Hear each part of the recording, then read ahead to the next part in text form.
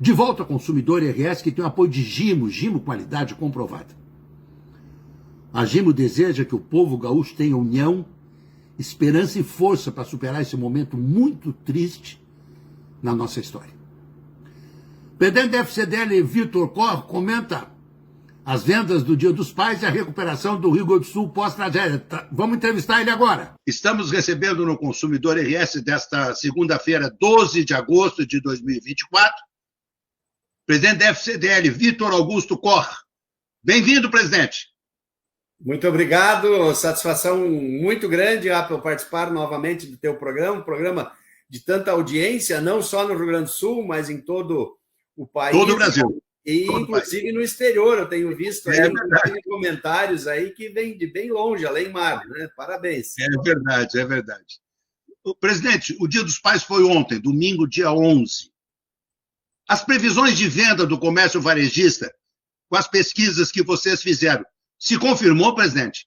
Olha, foi um Dia dos Pais realmente muito bom, excepcional, muita movimentação, não só na sexta-feira e no sábado, como era previsto, o povo gaúcho e também brasileiro tem uma cultura de deixar para momentos finais a compra do presente, mas a semana que antecedeu foi muito boa.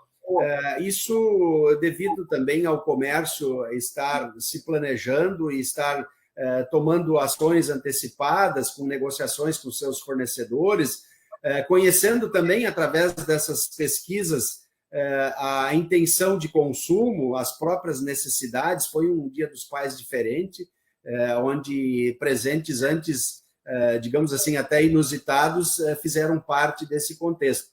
E a gente ainda não tem os números finais, certamente amanhã, quarta-feira, nós iremos ter esses números mais, digamos assim, contextualizados, e a gente vai poder, então, falar mais apropriadamente do resultado. Agora, a nossa expectativa é de um faturamento aí de 735 milhões de reais, o que é muito bom. Em número e em volume, esse aumento, a tendência era de um aumento de 5%, acredito que vai passar em relação a 2023, justamente por essa situação diferenciada, Apple. Nós vivemos uma catástrofe enorme, talvez a maior da América Latina e talvez uma das maiores do mundo, que aconteceu no Rio Grande do Sul, mais de 400 cidades atingidas, né? De uma forma ou de outra, e a economia arrasada no Rio Grande do Sul e com situações aí que merecem uma atenção muito grande, especialmente por parte do governo federal. Mas essa questão de um Dia dos Pais diferente é porque muitos pais ganharam, inclusive, eletrodomésticos de presente, e as lojas de eletrodomésticos comercializaram bastante, como, por exemplo, liquidificador, batedeiras, processadores, forno, tanto micro-ondas como forno elétrico, e, inclusive, material de construção. Eu falava com um pai na sexta-feira, e ele me disse o seguinte: olha, eu ficaria muito contente se ganhasse uma porta de entrada da minha casa, né? Uma porta da frente, porque a porta da minha casa empenou com a água, e então o material de construção também foi uma forma de presentear, como também os bens materiais, os bens duráveis, né? Como estofados, roupeiros, né? Cozinhas, que também foram muito atingidos, muitos foram embora, outros estragaram. Então, realmente, a composição do presente foi bem diferenciada, né? Mas era uma necessidade tanto do pai como da família, então isso agradou os pais, né? Presidente, falando com o Paulo Jeremia, nosso presidente do SINDA, Sindicato dos Hotéis, Bares, Restaurantes, enfim, ele me disse, presidente, me deu um dado que eu fiquei perplexo. 40% dos bares e restaurantes não voltaram depois da enchente. Quer dizer, são empreendimentos que foram destruídos, os donos não têm como recomeçar, não têm dinheiro, os empregados ficaram pendurados num pincel. No comércio varejista, que números o senhor tem? Qual é a visão que o senhor tem desse retorno pós-catástrofe, presidente? Na verdade, existe aí uma composição de fatos.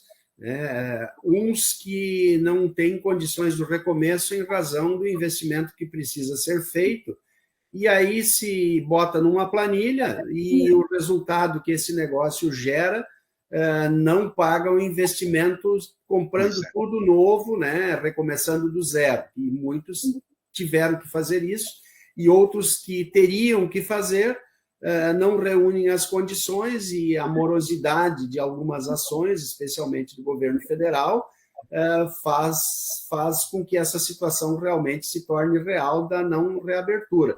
No comércio, em geral, esse número não é tão grande. Agora, também é assustador. E aí, essa composição dos fatos que eu falei é a questão de recomeçar no mesmo lugar, que representa um risco futuro. Por quê? Porque também não existem ações efetivas, né, e digamos, de forma acelerada, céleres, né, que, por exemplo, façam o desassoreamento dos rios. Os rios foram assoreados, tanto com entulhos, com restos de casa, com a própria locomoção de pedras naturais, e que deixaram esse leito do rio muito raso, e qualquer chuva faz com que essas águas se alastrem para várias áreas que eram comerciais. Então, isso também é um fato inibidor, e não tendo pontos, né, em outros lugares que viabilizem o negócio. Então, é uma análise realmente bastante complicada, e que depende também de várias outras ações. E aí que eu digo, né, que a falta de celeridade, eu até diria, Apple, falta de vontade política, né, para que as coisas aconteçam. Então, isso não é possível. Né? O Estado do Rio Grande do Sul é um Estado pujante, um Estado contributivo, né, que contribuiu tantos anos para a economia nacional, um Estado exportador de tecnologia, um Estado exportador de mão de obra, de insumos, né, de matéria-prima, ser tratado de uma forma tão irresponsável, né, deixada que está acontecendo aí. Por exemplo, essa semana que passou, a nossa preocupação era com o custeio do plantio, né, do setor do agronegócio.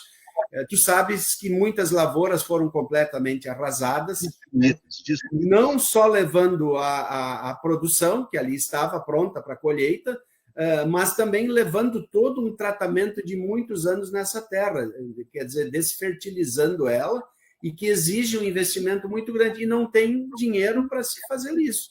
Então, imagina o futuro, o agronegócio na iminência de não receber esse custeio financiado pelo governo. O que vai acontecer quando o agronegócio é o propulsor de todos os setores produtivos? Então, é preocupante a situação, sim, não só com o fechamento, mas o que vai acontecer aí pela frente. Existe um programa do governo do Estado, o governador Eduardo Leite tem chamado a atenção, que é a devolução do ICMS nos produtos da linha branca, geladeira, máquina de lavar, fogão, para as pessoas que estão refazendo suas coisas dentro de casa. Esse programa é positivo, presidente? Claro que sim, mas isso é um programa e uma ação de apoio imediato. E isso é um ciclo que nós podemos chamar de ciclo vicioso. Por quê?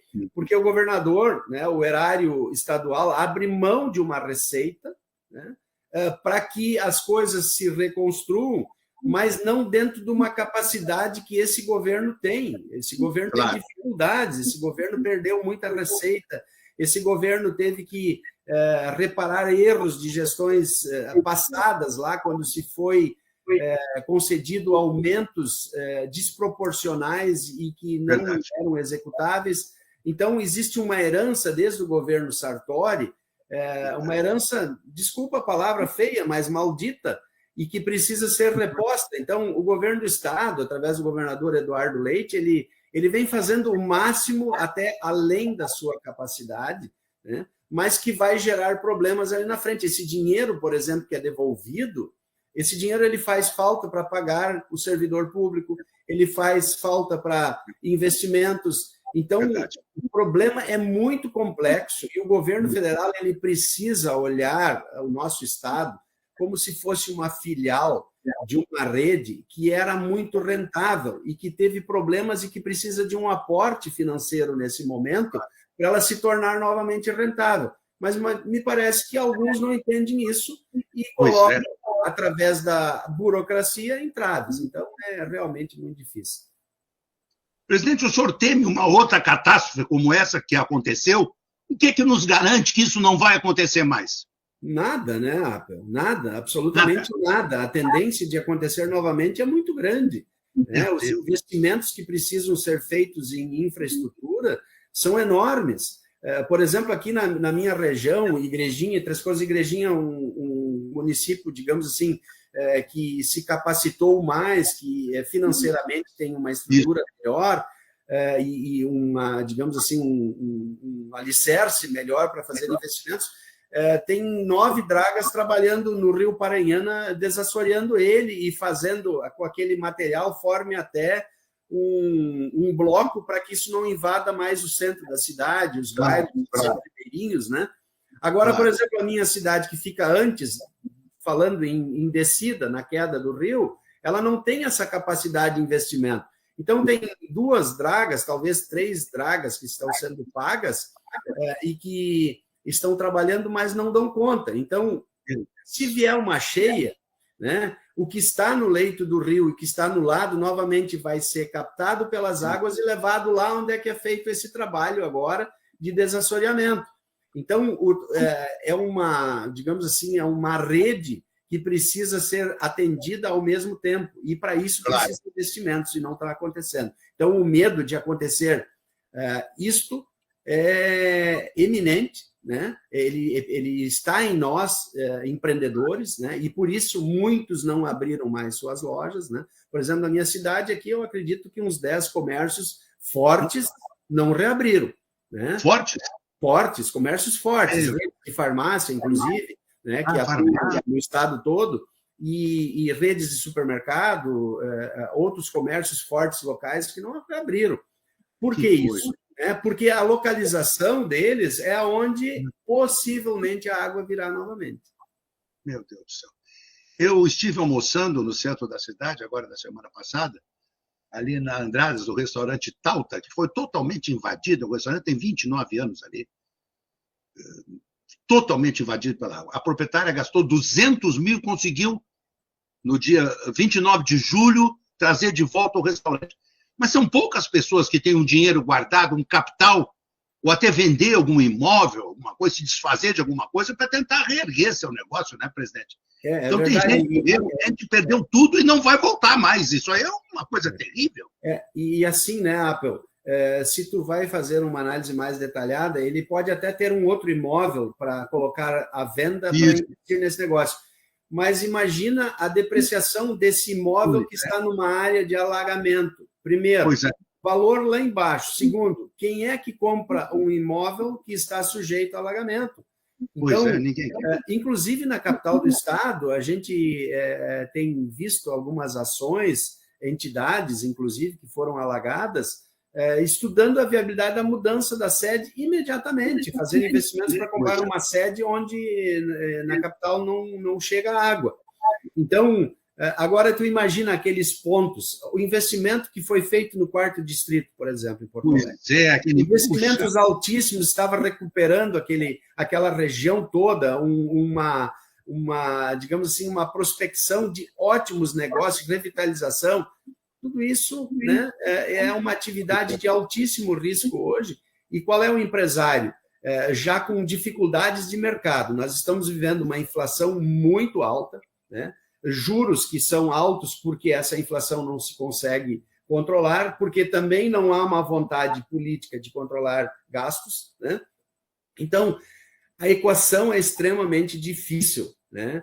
E a gente está precisando de gestores que tenham uma visão de futuro e, especialmente, conheçam a economia e tenham predisposição, né, a fazer uma gestão eficaz e eficiente. Tem setores que tiveram uma recuperação rápida, mas o futuro é uma interrogação. Falava esses dias com Jefferson Fichtenau, presidente do Sincodiv RS Fenabrave. Mês de maio, as revendas de automóveis praticamente não venderam nada. Muitas foram alagadas na capital. O prejuízo é imenso.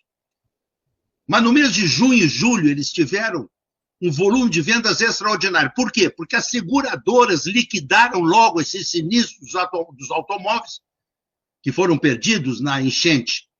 Claro que muitos não compraram um carro zero com aquele dinheiro que receberam. Compraram um carro usado e ainda pegaram algum dinheiro para refazer outras coisas na sua vida. Mas isso é uma coisa rara, um segmento que teve esse crescimento rápido, mas agora o futuro a Deus pertence, né? É difícil, né, presidente? É verdade. Agora, esse exemplo que tu desses aí é muito oportuno, porque tu veja o que uma gestão eficaz e eficiente faz. As seguradoras, logicamente, pela sua trajetória e pelo tempo de existência, são controladas, são fiscalizadas, mas dificilmente tu vê uma seguradora que não vai bem nos negócios. Verdade. Porque o planejamento é muito bem feito, especialmente os controles financeiros são muito bem dimensionados, calculados os riscos eminentes que acontecem, né? E quando houve esse sinistro, a seguradora não dependia de vontade política. Aconteceu o sinistro, a lei manda, o contrato que eu fiz com o segurado manda eu pagar, e eles assim o fizeram. Quer dizer, uma gestão eficiente e eficaz, rápido. O que proporcionou isso? Uma movimentação de mercado. Fez com que esse mercado que estava paralisado se movimentasse, gerando outras oportunidades para outros setores produtivos. E é isso que a gente quer que o governo federal entenda, né? Dar condições para que o ciclo virtuoso da economia possa ser movimentado, não gerar entraves. Parece que isso não está sendo muito bem entendido, né? Então, não é muito que a gente quer condições de trabalhar. Então, todo esse cenário descrito aí que nós fizemos, tanto eu como tu, ele é temerário, porque não há vontade política, né? Não há seriedade. Inclusive, a gente tem um fator que é determinante para investimento, que é a insegurança jurídica, né? Isso. Hoje, juridicamente, nem o passado é garantido, né? Decisões que voltam lá atrás e que fazem o empresário pagar um negócio que foi ganho já em todas as instâncias e que é retomado e que hoje o empresário deve. Então, eu acho que é hora, né, de abrir a cabeça para que o nosso país realmente possa ser desenvolvido, para que todos tenham um tratamento justo, né?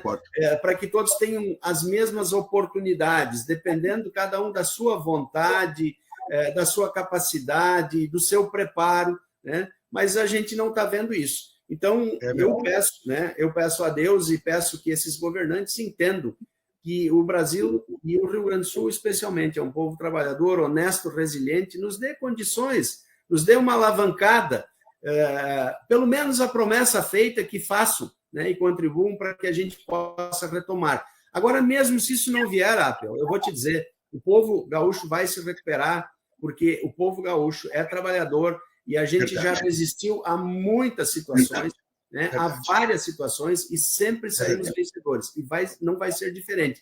Agora, a forma dessa recuperação ela é muito lenta mesmo, né, e é preocupante. Então, a gente precisa reunir forças, né, que são espirituais e divinas, né, para enfrentar tudo isso que está acontecendo. Presidente, o nosso Estado está tendo um prejuízo imenso nas importações e exportações, e o nosso setor hoteleiro está num prejuízo tremendo em função do aeroporto Salgado Filho fechado. Isso é um absurdo, presidente. Será que era preciso esse tempo todo? Diz que agora só em 15 de outubro o aeroporto volta a funcionar. Esses voos na base aérea, as pessoas não conseguem viajar, está uma confusão isso. Como é que o senhor está vendo esse quadro, presidente? Olha, Apel, talvez tu vai até cortar, mas eu vou insistir no assunto que nós começamos a falar, a vontade política.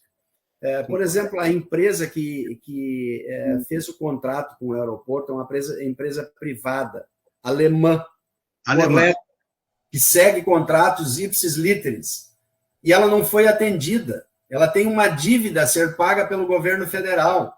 Verdade. E ela é uma empresa que, como ela respeita os contratos, especialmente o item chamado segurança, ela viu que aquela pista poderia causar algum problema futuro seríssimo de segurança. Então, ela não faz as coisas como são feitas normalmente no nosso país. A modo, sei lá como que eu vou denominar, né? Mas ela faz as coisas de forma planejada, onde se cumpre todas as etapas de um planejamento, da sua execução, do seu acompanhamento, da sua finalização. Para fazer isso, levava um tempo. Agora, como tu vai fazer isso se de quem tu fez o contrato, com o teu parceiro que fez o contrato, não honra a sua parte, especialmente a liquidez? Então, precisa um novo investimento que já foi aportado muitos milhões, porque o nosso aeroporto foi transformado e talvez um dos aeroportos mais modernos do mundo, né? Claro que precisaria ainda mais investimentos, mas que seriam feitos ao longo do tempo. Isso, de uma hora para outra, foi destruído. Aí o pessoal do agronegócio foi lá e botou as máquinas do arroz e tirou a água. Bom, sem custo. Agora, se a empresa que ganhou a licitação fizesse isso, qual é o custo que seria para eles? Né? Então, tudo é dentro de um contexto geral onde a vontade política impede a celeridade das coisas. Né? Eu acredito que essa demora até outubro não é possível ser diferente. O governo do estado investiu, me parece que 11 milhões de reais em Caxias, mais 8 milhões em Torres, que é um aeroporto maravilhoso ali do lado da Estrada do Mar. Eu passei lá domingo ainda, vi. Mas, digamos assim, não contempla tudo o que nós estávamos acostumados. E aí os reflexos, hotelaria, comércio, transporte rodoviário, enfim, todos sofrem com isso. É o caos. Presidente, para a gente concluir, estamos com um diretor novo na FCDL, o professor da PUC? Estamos sim com o doutor Gustavo de Moraes, gente da maior e da melhor qualidade e extremamente preparado. Isso. Doutor, professor, coordenador da Escola de Negócios, extremamente inteligente, mas de bons costumes, de bons princípios, né? Pessoa idônea e que certamente vai nos ajudar muito com ideias, com projetos e planejamento. Presidente, muito obrigado pela sua participação conosco, uma abençoada semana. Se cuide, se agasalhe, porque o frio essa semana ainda vai ser grande. Para o comércio de vestuário é bom, né? O frio chega e as pessoas correm para comprar blusas de lã e gorros e casaco.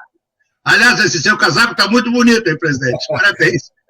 E dono de loja de imóveis também é contemplado com esse frio, que a gente vende fogão a lenha, vende tapete, vende estofado, colchão, né? Então, é muito bom. O frio é bom, é na época certa, e contribui com a natureza. E vamos em frente, seguimos. Muito obrigado, Alba, pela oportunidade. Um grande abraço. Grande abraço, presidente. Grande abraço, fique com Deus. Um abraço carinhoso.